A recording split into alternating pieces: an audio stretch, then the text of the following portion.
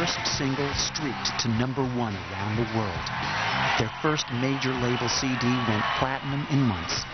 In less than a year, the three Hanson brothers became an international sensation. Their story began quietly enough in Tulsa, Oklahoma. Rising from the banks of the Arkansas River, the city is home to some 400,000 people and was once known as the oil capital of the world.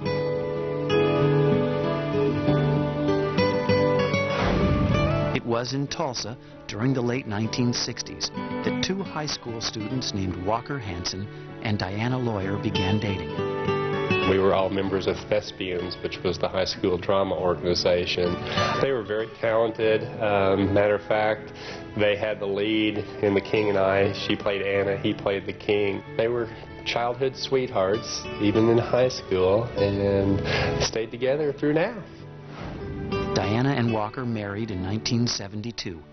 It was the year the Watergate scandal became big news, and the fashions of the day were causing a scandal all their own. Diana and Walker, however, remained focused on traditional goals. While at college, they continued to study music. After graduating, Walker found work as an accountant for an international oil drilling and gas exploration company. Diana was kept busy with the arrival of the couple's first three children: Clark Isaac in 1980, Jordan Taylor in 1983, and Zachary Walker in 1985. The Hansons settled in a peaceful Tulsa neighborhood surrounded by trees and open fields. It was an ideal place for raising children. Diana and Walker both made certain to instill a strong sense of family values and spirituality into their sons' lives. In 1989, Walker's work took him and his family to the South American countries of Ecuador and Venezuela. The Hanson family's time abroad turned out to have lifelong ramifications, for although the foreign settings were filled with new and exciting sights and sounds, one sound was missing: American music. One of the things that the kids insisted on bringing with them were a series of Time Life tapes, not sold in stores, kind of thing that you get off the TV offer. And they brought that along with them, and it was sort of a greatest hits collection of R&B and pop music from the 60s and some from the late 50s.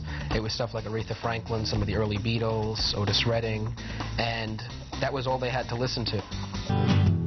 The boys quickly memorized all the words to songs like Rockin' Robin, Splish Splash, and Summertime Blues. Sometimes Walker Hanson would accompany his sons on guitar. Other times the boys would sing unaccompanied. Soon the brothers discovered the joys of three-part harmony. After a year in South America, the Hanson family returned to the United States, where Diana and Walker decided their sons would benefit from homeschooling. They do spend a lot of time together being homeschooled and stuff. They're a very close family. They do believe in the Lord and have a good sense of that. By 1992, Ike Taylor and Zach were calling themselves the Hanson Brothers and were preparing to make their official public debut.